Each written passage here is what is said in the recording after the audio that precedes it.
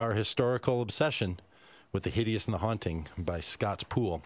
Scott, thanks for sticking around on the program. I wanted to delve into two other sort of general topics around this monster business, and one of them is religion, and the other is politics. Sure. And sort of wondering what you think the role of monsters have been in religion in the last 300 years, 400 years or so. Well, I mean, in a certain sense, at the very beginning, the very beginnings of American settlement, monsters were religious monsters. Right.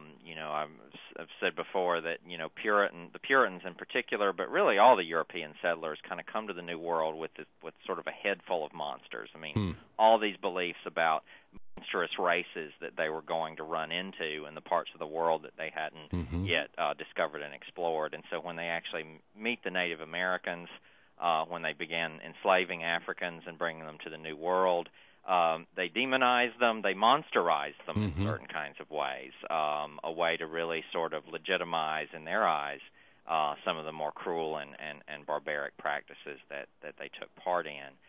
And much of that came from beliefs about the devil, which we always think of in connection with witches. But one of the things I talk about in the book is that for the Puritans in particular, sort of the whole natural world was filled with all sorts of diabolical creatures, including sea monsters of different kinds, which they read as sort of new versions of the serpent from the Garden of Eden. They were even nervous about black bears and black dogs. Oh, is that right? They were sort of convinced that they were diabolical creatures of yes. some kind. So, in a way, kind of at the roots of American monsterology, if you will, is these sort of deeply religious notions about the nature of the other.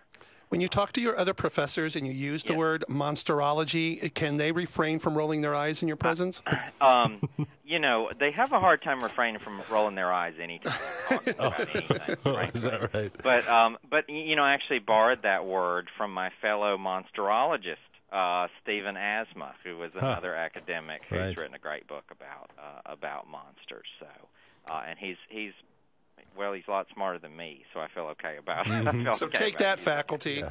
And what about your sense of politics? Because it feels like in American politics, there's been a need to create a more than just a disagreement with someone, but is this real sense to ratchet it up to someone being almost unwilling to allow, the good thing, the fulfillment of the American dream to come from your political adversary. Right. That really has to sort of ratchet it up to this kind of monster level.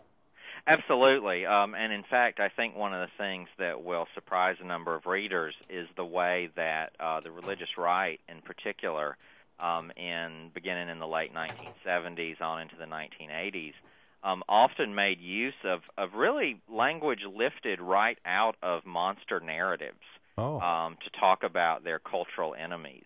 Anita Bryant, for example, compared gay men to vampires in some very, very specific and often very crude kinds of ways.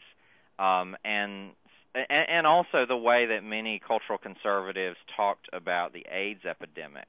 This sort of idea of rotten blood and this sort of disease passed in the blood through behaviors that they found objectionable. I mean, they were often turning to the language of the vampire to talk about that. I think certainly also in politics, particularly in the 1990s, when you had so many horror films that dealt with apocalyptic themes, including themes related to the Antichrist. And, of course, I think probably most listeners are aware of how the language of Antichrist has entered into even current American politics. I mean, I tell my students when we talk about this idea, Google since you're not listening to me anyway and you've got your laptops out, go ahead and Google Obama Antichrist. Right. And I can promise you a screen full of crazy. And that's exactly what you get. Because screen that full of crazy. We're so stealing that. That's right. A screen full of crazy? Yeah. That's a great phrase. You can have that. And when I know a lot of parents who just are uncomfortable. Like if they didn't grow up being into monsters or whatever, and they have children who are, right. A lot of times they get worried about it, and they're like, do. well, I don't want them to have bad nightmares. I don't want them to. I don't want to put those thoughts in their heads. Right. Not to make you be our parenting expert around here, because we do have one of those. But what's your advice about that? What do you think about parents and their engagement with children around all this monster, scary business? Well, I don't have kids, so I get to say pretty much anything I want to about this. I actually do have a 3-year-old goddaughter, however, who has both a love and fascination with monsters and also the kind of, oh my God, there's a monster under my bed. Right. That kind of attraction and repulsion. And one of the things, her parents and I have talked about, and that I've said to other folks before is, what's wrong with nightmares exactly? These are often ways. Have you ever had one? Well, yeah, I've had plenty, okay, in fact. yeah, and in fact, I should say that, even for a while in my own childhood, I was sort of banned from the monster movies that I liked so much because I was having these kind of over-the-top sort of nightmares.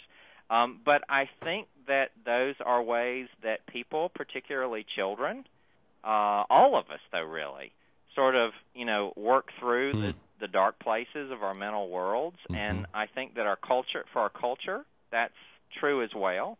And particularly, kids who are kind of creating these mental maps of what the world looks like. I see, yeah.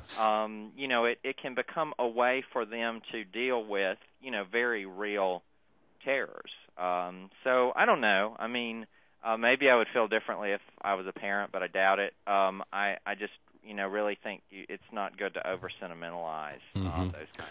Yeah, and I think one of the things I've appreciated about this book and this whole conversation is the idea that popular culture is not just silly or not just passing fancy kind of thing, but there's something meaningful and significant that's going on within the cultural vibes that are connecting with people. Absolutely. I mean, frankly, we just wouldn't care about it if there wasn't something more important going on. I mean, we can sort of say, well, it's just entertainment, but again, there's a reason that it's entertaining. And there's a reason that those narratives kind of change over time and become important to people. There's a reason why the nature of the monster has changed over time and yet has remained such a significant theme throughout American history.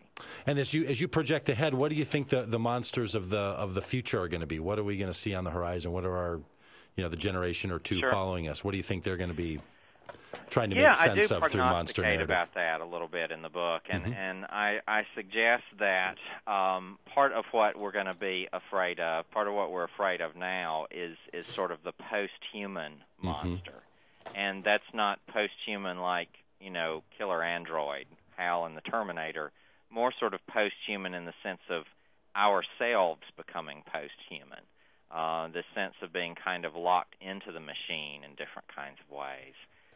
I've actually recently become very interested in the idea of kind of monsters of the digital frontier. Yeah. How terrifying in a certain sense it is to think about how, there's us, our real selves, but then there's also these internet constructs on Facebook and Twitter and all these other kinds of places that are also us, and yet not really.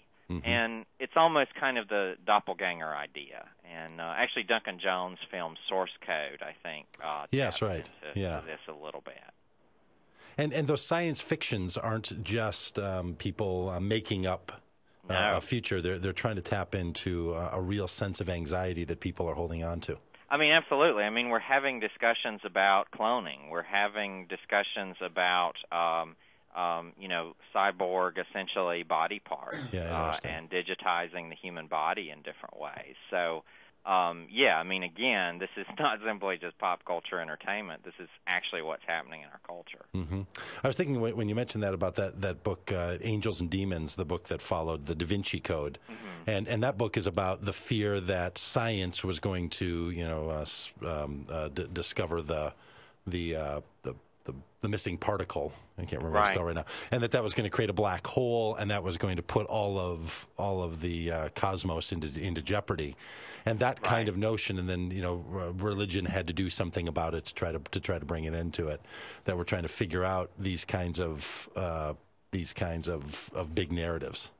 Yeah, it's almost like, the sort of narrative of the mad scientist has kind of gone away, and what we have now is kind of just science out of control, and this kind of general sense of the fear of where science might lead. I actually also think that's why we have so many narratives out there about science being responsible for unleashing various kinds of contagion and disease on the world, including the film Contagion, but also Rise of the Planet of the Apes tapped into that. Do you think the herpes monkey could become the image of that for the future? I don't know if you saw that. One of the monkeys that escaped from that private private reserve of animals. I mean, yeah, and stories about that, automatically, I think, sort of trigger, those kinds of thoughts, and we've got some pretty big narratives about them. I have to say, actually, the one, looking back on it after some discussions with people, the one I think really boneheaded thing that I did in the book was connect the film 28 Days Later to the zombie genre. Oh, I see. Having rewatched it recently and had some conversations with people about it, that's really about our fear of disease. Oh, right. And sort of unleash contagion on the world. After speaking with some zombie purists, they set you straight in that? They did. Yeah, actually, this is an ongoing discussion in the horror community. Is that a zombie movie or not? I would imagine They've just convinced me that I'm wrong. Well, that is Scott Poole. Scott's the author of Monsters in America, Our Historical Obsession with the Hideous and the Haunting. It's a good read, worth it. Pick it up. And if you want to hear a little bit more, you can listen to it tomorrow over on the other station that also broadcasts here in the Twin Cities. Scott, thanks a lot for giving your afternoon to us over here. Thanks so much. It's been a lot of fun. Appreciate it. All hey, right. folks, stick with us. We have a Right On coming up here on Doug Pagitt Radio and AM 950, the progressive voice of Minnesota, and over there at DougPagittRadio.com.